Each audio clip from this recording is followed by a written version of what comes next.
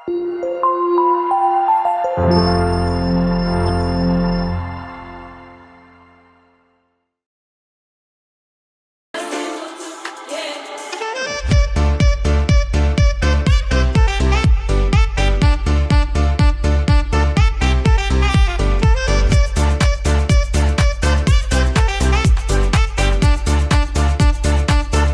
itu ya.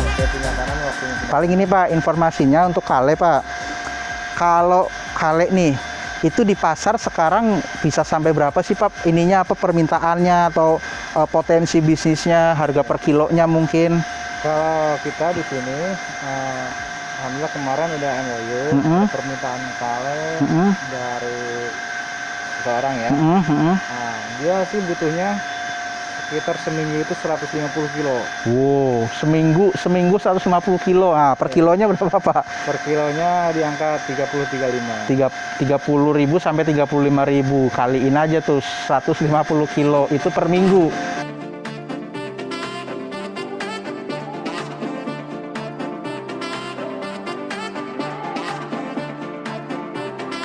Ya, Sobat Usil, jumpa lagi bersama saya Andre dan Mas Adit. Ya, gimana Mas Adit kabarnya? Baik Pak, Oke, selalu sehat semangat untuk membahas tentang Bisnis usaha kecil ya. Hari ini kita mau bahas mengenai tanaman hias kale kemarin ya, Mas Adit. Ya, kemarin itu boleh. masih dalam ekosistem ya, masih dalam ekosistem kita desa. Oke. Itu ada namanya hidrofarm. Itu perkebunan lah, bisa dibilang perkebunan dengan sistem hidroponik. Oke. Nah, ada satu yang menarik. Kalau hidroponik kan banyak jenisnya, tapi ada salah satu yang menarik itu bahkan sampai menarik minat orang luar, yaitu tanaman kale atau kalau tulisannya kale gitu lah ya. Kale ya. Kale, kale lah kita. Orang yang sama kale itu sangat menarik. Kan? Ya. Gimana itu kira-kira potensi usaha seperti itu apakah bisa dikatakan bisa menjadi opsi buat sebagian orang yang hobi bercocok tanam atau gimana? Nah, sebelum kita bicara soal prospek atau potensi bisnisnya ya, saya ingin melaporkan lah ya, menginformasikan catatan kemarin terkait dengan liputan tentang kale atau kale itu ya. Jadi pertama soal modal kerja. Ya. Modal kerja yang dibutuhkan itu yang disiapin ya adalah pertama media tanam rock wool. Media tanamnya harus ada nih ya. Media tanam rock wool. Itu kalau saya coba searching dan kemarin nanya ke narasumber, itu media tanam rock wool itu ukuran 100 cm, panjang 100 cm, lebar 15 cm dan tinggi 7,5 cm, itu harganya 55.000 di marketplace. 55.000 di marketplace ada berarti media tanam ini bisa dibeli rekan-rekan. Sebetulnya kalau kemarin Pak Entis ya narasumbernya bilang ini emang impor. Karena di lokal belum ada yang bisa bikin. Mungkin ini jadi salah satu juga untuk ininya bahwa mungkin salah satu Sobat Usil punya alternatif, nggak perlu belilah yang impor-impor, kita bisa juga bikin sendiri sebetulnya ya. Sebenarnya bisa, karena prinsipnya kan bagaimana tempat itu bisa menaruh benih untuk dan di tempat ini mampu menyimpan air. Jadi untuk penumbuhan si benih itu sendiri. Berikutnya itu soal benih kale-nya ya. Benih kale-nya itu dijual per pieces. Per pieces yang dimaksud itu kayak bungkusan dan itu isinya 500 seed atau 500 benih. 500 seed 500 benih, ya, 500 satu benih, ya. piecesnya itu harganya itu 20.000 sampai 50.000 lah. Tapi kalau yang dipakai di Kriteria itu 60.000 itu yang ya masih terjangkau dong sebetulnya. Dari sisi modalnya kita bisa bilang 500 relatif murah nih. 20.000. Dengan mortality rate-nya itu mencapai 20%. 20% itu tingkat keberhasilan bercocok tanam mungkin. Bahasanya 80% 80% dari benih yang kita beli itu ada potensi ke depan 80% dia akan menghasilkan ya. Terus kemudian untuk konsumsi listrik pompa air itu 500.000 per bulan. Oke.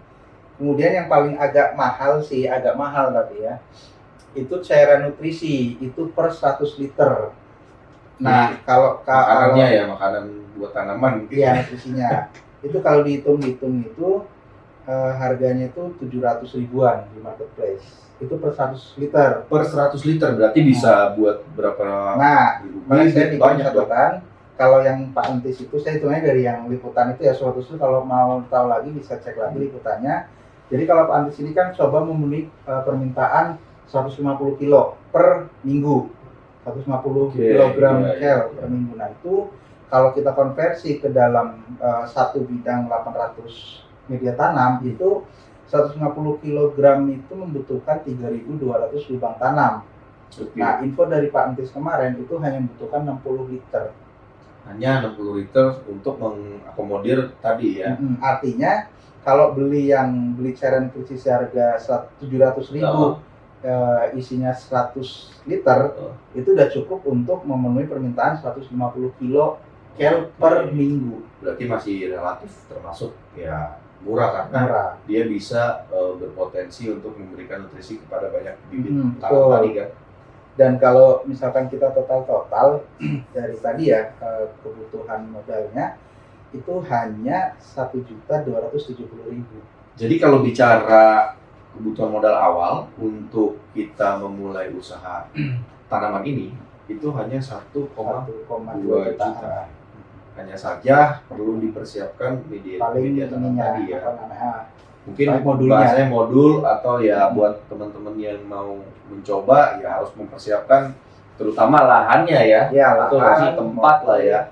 Ya mungkin kalau mau coba di rumah bisa ya disesuaikan dengan kondisi halaman, taman yang ada mungkin di rumah ya yang mungkin dalam skala kecil lah. Cuman kalau boleh tahu ini tanaman ini berapa lama sih bisa menghasilkan? Dari mulai kita bicara nanam bibitnya sampai dia bisa siap untuk dipasarkan. Total dihitung itu memang agak lama ya, bisa sampai kurang dari 2 bulan. Karena kurang dari 2 bulan. Karena pada saat sudah disemai itu didiamkan ya sebelum masuk ke meja produksi bahasanya Pak Tis kemarin itu sekitar 10 harian lah. 10 hari. Seminggu sampai 10 hari. Nah setelah 10 hari baru dilempar ke produksi, itu yang termasuk sampai ke panen itu sekitar 45 hari. Berarti termasuk usaha kecil tapi santai juga ya, karena ya membutuhkan proses menunggu masa pertumbuhan ya. Betul. Ya hitung-hitung kayak kita merawat tanam lah ya, merawat tanaman gitu kan. Dari mulai benih kecil-kecil kita rawat sehingga tumbuh besar, kita panen bisa menghasilkan. Nah, kalau boleh sedikit di-sharing, tanamannya manfaatnya apa sih sebetulnya?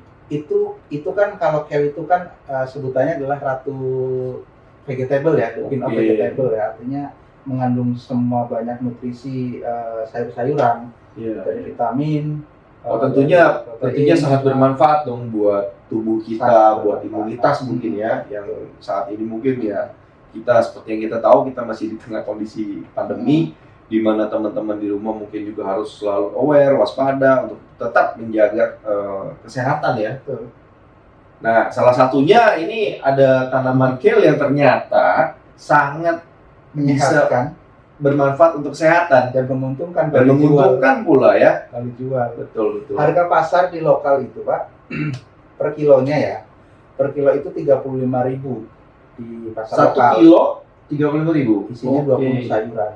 Berarti manfaat nilai ekonominya udah jelas di pasar diakui nih ya. Ya. Bagaimana dengan pandangan mungkin bisa dibilang di Pelita Desa katanya udah ada komunitas ekspornya ya? Ya.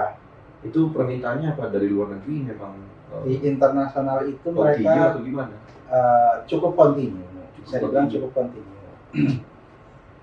Cuman permintaan mereka itu sebenarnya lebih banyak ke benih.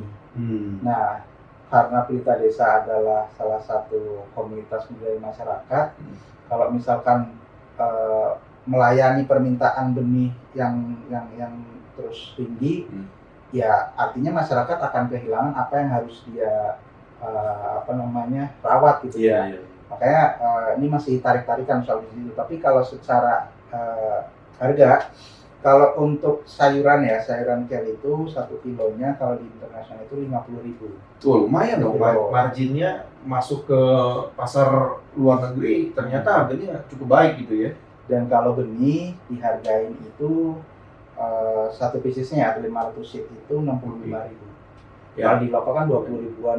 Cuman mungkin kalau saya bisa bilang, bisa katakan, setiap bisnis usaha kecil saat ini sepertinya sangat memerlukan namanya ekosistem seperti komunitas ya. Betul. Karena dengan adanya komunitas tersebut, sepertinya para pelaku-pelaku usaha kecil ini baru bisa terbantu mungkin dengan adanya berbagai jaringan, partner, mitra, kemudian Betul. ada yang mengedukasi, ya. Dari hulu ke hilir paling tidak sudah ada wujudnya lah.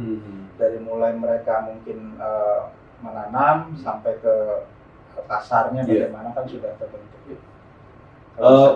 Baik pemirsa, mungkin pembahasan kali ini nggak terlalu panjang, kita cukup singkat aja. Tapi poinnya yang saya dapat bahwa untuk teman-teman atau rekan-rekan sekalian, buat bagi kalian yang ingin melakukan upaya usaha kecil, contohnya seperti di Pelita Desa, mereka ada kegiatan bercocok tanam, salah satunya tanaman kale ini.